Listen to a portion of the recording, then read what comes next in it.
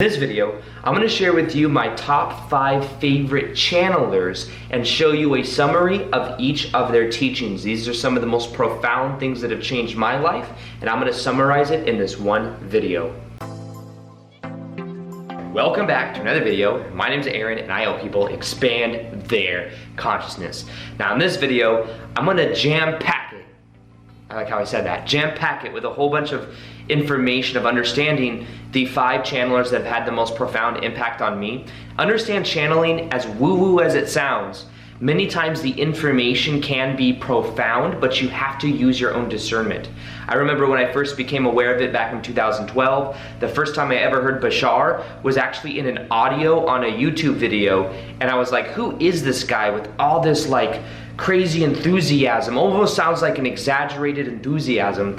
And then the information though was so profound that over time I listened to it more and more, and it started to resonate with me more and more. So some of the people I share in this video may, in a way, you may look at it and not, it may seem kind of a little bit out there, but understand it's not the story of the actual channeler that really matters.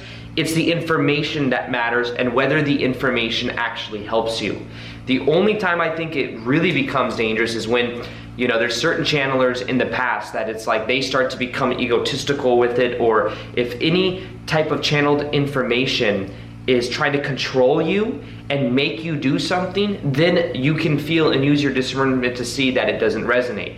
But if material is just self-empowering, you can tell by the way that it makes you feel, knowing there's no ulterior agenda there to influence you in some negative way or some other agenda. So I just kind of wanted to start this video off with use your own discernment.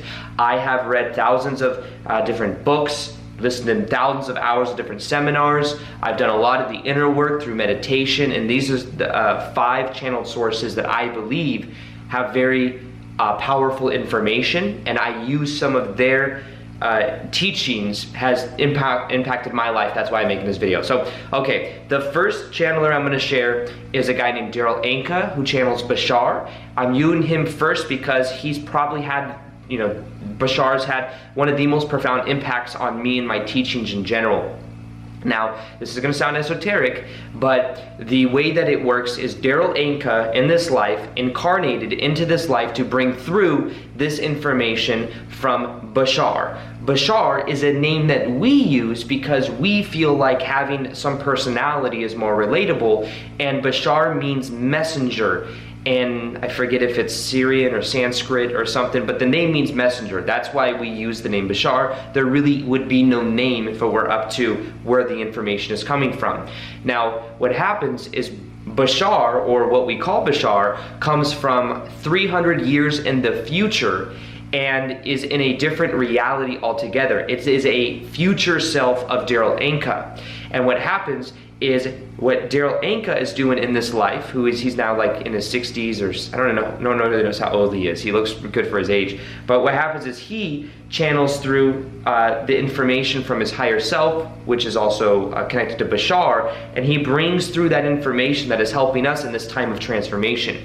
So Bashar has been around for over 30-something years, and the information has been so consistent out of all the channelers I share. If you were to see dialogue going back and forth between him and people that are asking questions, he's super quick. He's super quick. I've been to 2 or 3 live events of him. I've asked questions 2 times of those events, and both times have been profound. I asked questions on enlightenment and the belief systems of enlightenment, because part of his core teachings is that our beliefs create our reality. So his teachings are that our beliefs create our reality, and that if you change your beliefs, you change your reality. And he also talks a lot about how we're shifting through different parallel realities billions of times per second. We do it so fluidly that we think it's one fluid reality, it's one reality, when in actuality they're completely separate frames. So what he talks about is us shifting through different parallel realities and how to create a greater degree of change from the reality we're in to the reality we want to be. So he talks about that through getting through our state of being, raising our state of being, changing our state. He says a lot of times circumstances don't matter, only state of being matters. So circumstances don't matter, your state of being is what matters. So it's about understanding the main thing he'll say in almost all of his You know, when people are asking questions, they ask questions on everything too, but one thing they'll consistently say is, he'll say, are you following your excitement? The idea is to follow your excitement. Your passion is connected to who you really are. When you follow your excitement, that's how you raise your vibration, and that's how you create amazing synchronicity in your life. When he says follow your passion, he means do it in every moment, in the way of like, what is the most exciting thing you can do? It doesn't have to be some overarching passion like, I have to make videos all day, every day. It's like, it could be to go eat some food, drink some water, could be go for a walk, could be to go to the gym, it could be many different things. And it's about just doing that in every moment. So follow your excitement. That's the main message of Bashar. He also talks a lot about how now is a time of transformation on the planet. We're moving in from third density into fourth density, and many of us also consuming this material came here to be a part of this time right now and this transformation. So Bashar's had a huge impact on my teaching. That's why I shared him first. Secondly, a lot of you may know Abraham Hicks. Abraham Hicks is a channeler from Esther Hicks. Abraham is the entity that comes through, and it's a non-physical, I think, consciousness, and that comes through. I'm not as versed on Abraham Hicks as I am Bashar. However, the main teachings of Abraham Hicks, and you've probably seen, if you've seen the original The Secret, Abraham Hicks has also been on Oprah before, or at least her talk show, her radio talk show. And the teachings of Abraham has to do with vibration. So if you've seen the scale of consciousness, you see shame, fear, guilt, anger, neutrality, reasoning, love, joy, peace, and enlightenment. What Abraham Hicks teaches is that the more we raise our vibration, the easier things are to manifest. So the key is to change your state, change your vibration. And the way that you change your vibration is by letting go of what doesn't serve, letting go of resistance. She talks a lot about getting to what's called a vortex. A vortex is like almost like the energy passion that Bashar talks about. When you get into this passionate energy, this vortex of these positive thoughts and these positive energy, then it increases your vibration, and you'll notice more and more synchronicity in your life. So she says, a lot of times it's not about getting the success and getting all these things that you think will make you happy. Get happy, and then all of those things will come. So it's very empowering information. A lot of it has to do with changing your state, changing your thoughts. I'd say a lot of Abraham Hicks is changing your thoughts. When you change your thoughts, you change your life. It's at the realm of thinking and feeling. Thinking and feeling. She says a lot of times, well, where I resonate a little bit more with Bashar is the focus is more on the root. If you change your beliefs, you change your life. What Abraham says is that thoughts you consistently think become your beliefs. So a belief is just a thought you keep thinking. So it resonates, but I say that I like to get more to the deep of like you change your beliefs, then you really shift your life, and parallel reality shifting for me resonates a little bit more. However, nonetheless, raising your frequency and then manifesting easier really does resonate with me as well. So Abraham Hicks is very powerful as well, and I've been listening. They've been around for a long time as well, 20 years maybe, and it used to be Esther and Jerry Hicks. Jerry passed away years ago. However, Esther Hicks has been the channel for Bashar, and there's I'll link as well below. There's a getting into the vortex meditation that people say that I did of the teachings for getting into that energetic vortex that will help you to manifest the reality you want and to get into that high vibrational state. And that meditation was doing so well, but then the meditation got taken down for a while, and the meditation's finally back up now. And it'll really help you. You'll read the comments to see what's possible with that. So I'll link that below. It's the most powerful meditation for getting into the vortex from Abraham Hicks that I made from, I'm using that philosophy. And you'll see it there as well, that you can click listen for 21 days, watch what happens. Now the third channel material I want to share with you is one of the OGs, and it is the Seth materials by Jane Roberts. This to me is some of the most profound information that came out, especially in the 70s. I heard Oprah talk about reading this book. I've heard Jack Campbell talk about reading, is that his name? Jack Campbell talk about reading this book, who wrote Chicken Noodle Soup of the Soul. Or Canfield, Jack Canfield. And it's about understanding. It's also a non-physical entity called Seth. And Jane Roberts channeled him back in the day, or the entity back in the day. A lot of it has to do with we create our own reality, and a lot of it also has to do with you change your beliefs, you change your life. And let me see, I actually wrote some of the things down right here. Let me see real quick. Talks a lot about how reality is It's basically the consciousness creates matter. Each individual creates his or own reality through thoughts, beliefs, and expectations, and through the point of power being right now in the present moment. There's also chapters in the book called The Nature of Personal Reality, which is one of my favorite books by the Seth materials. It's one of the OG ones. It talks a lot about how the parallel realities, how we're shifting through different parallel realities.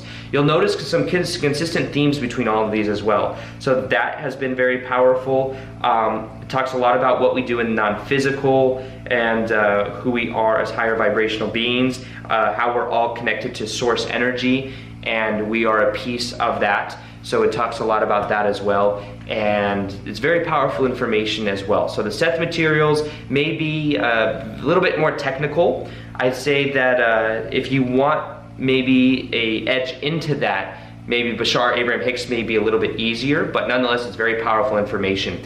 The fourth one I want to share is the Law of One, considered the raw materials, which was a husband and wife. The husband's a physicist, was asking, her name was Carla, I believe. Carla was the one that was channeling raw, and it's very, very profound information. Many things in that book, and this was also 70s and the 80s, many of the information in that book has been things that they said would eventually come true with what they were showing in science, and it did come true. And there are many different, this is much more in-depth, much more technical. It's a physicist asking questions, so the answers are very intense.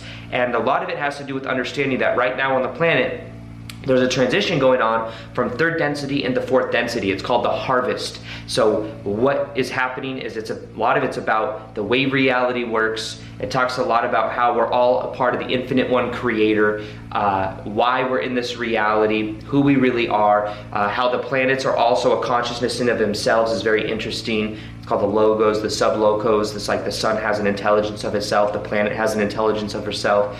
And it talks a lot about densities. It talks a lot about us, many of us being wanderers in this life, which means we come from different reality systems, but we came here to wake up.